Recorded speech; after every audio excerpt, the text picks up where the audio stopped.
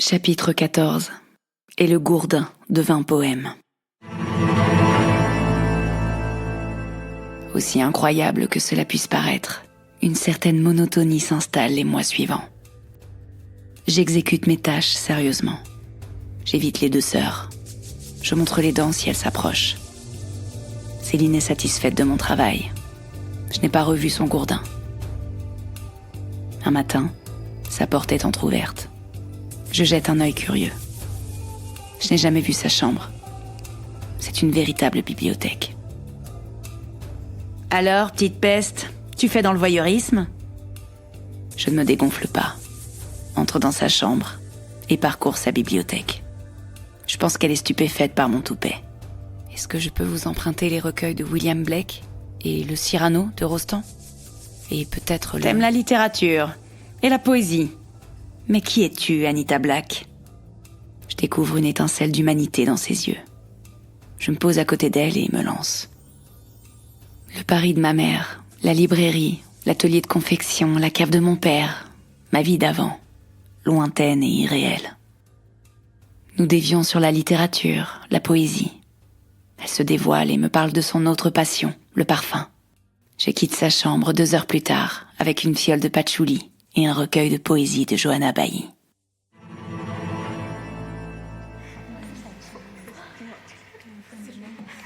Une solidarité et une amitié forte se nouent rapidement avec Daisy, Nicoletta et Sunny. Je ne m'éloigne pas de mon objectif, fuir loin d'ici.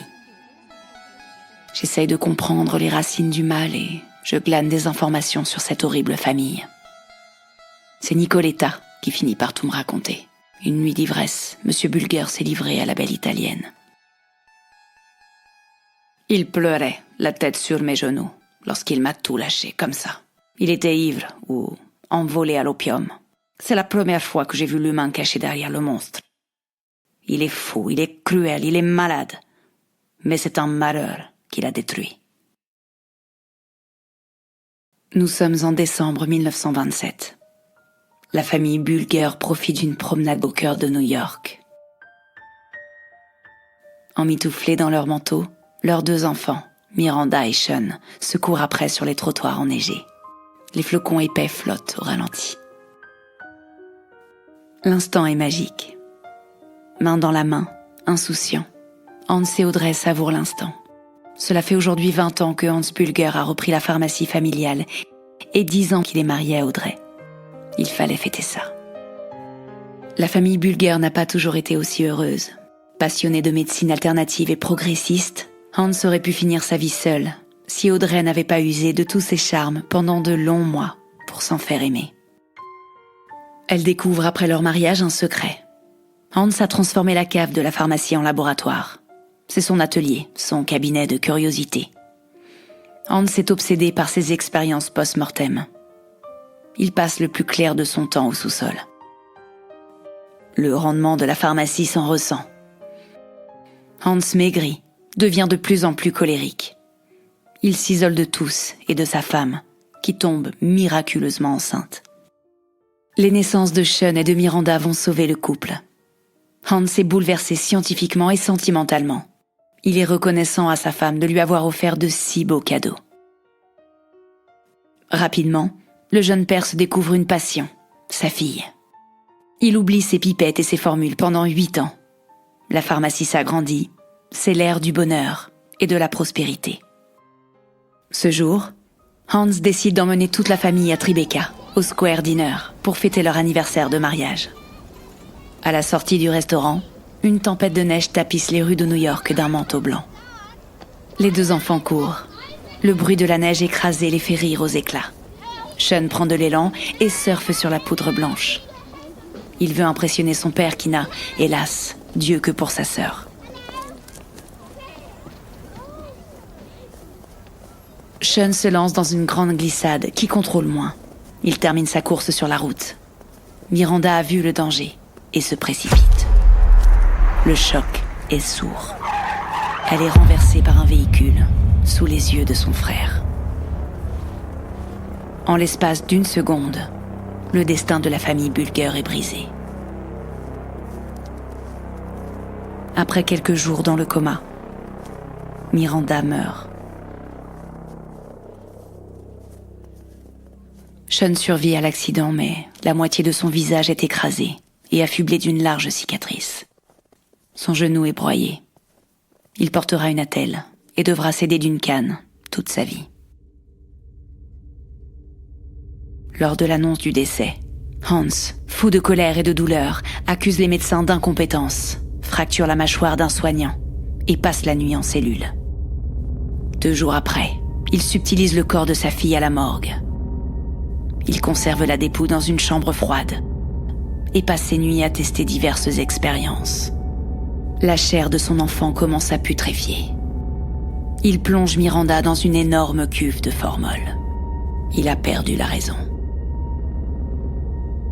Il sort et erre dans la nuit new-yorkaise. Sa femme, Audrey, abuse des calmants, en libre accès dans la pharmacie, et se tourne vers Dieu. Le couple se distord, se fend, se délie. Le jeune Sean, témoin de cette descente aux enfers, s'enferme dans un silence honteux, derrière un masque qui couvre sa déformation.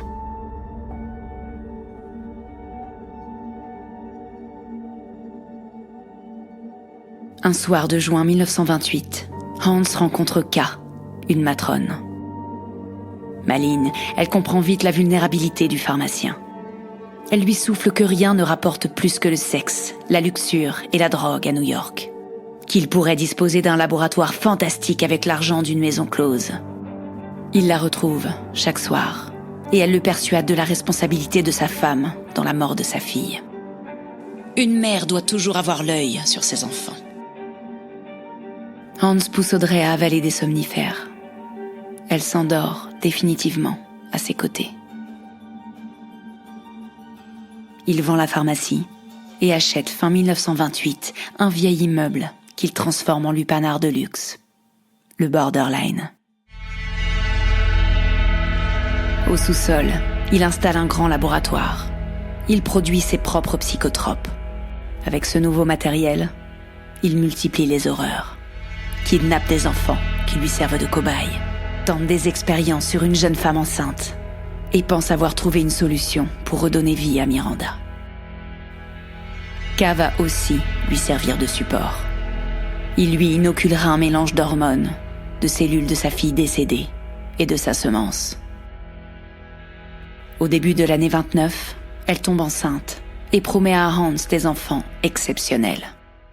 Elle tiendra promesse d'une certaine façon.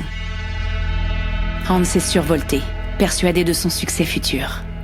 Mais la grossesse est chaotique, la douleur insupportable dès le 2e mois. K prend 30 kilos et accouche au bout de 5 mois. La délivrance est effroyable. La première tête du bambin est parfaite de profil. Mais lorsque le nouveau-né se présente de face, Hans pousse un hurlement. La suite sera un cauchemar éveillé. 2 siamoises, au visage difforme, sortent du corps meurtri de K, qui agonise. L'air de ressemblance avec Miranda est perceptible. Hans finit par étrangler K, avec le cordon ombilical.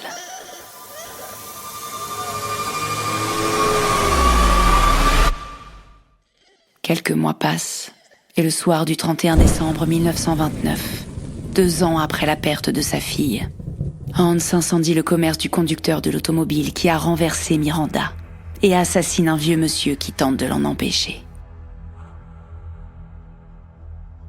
En attendant, les siamoises connaissent une croissance exceptionnelle. Elles se tiennent debout à 6 mois, parlent à 1 an et atteignent l'âge d'enfant de 12 ans à 3 ans. Cette métamorphose rapide les fait extrêmement souffrir. Cette douleur les remplit de haine. Elles n'ont de respect que pour leur père. Nicoletta conclut. Tu vois, Anita, la vie peut parfois être cruelle et rendre fous les fragiles. Même si je le déteste, une partie de moi a pitié de lui.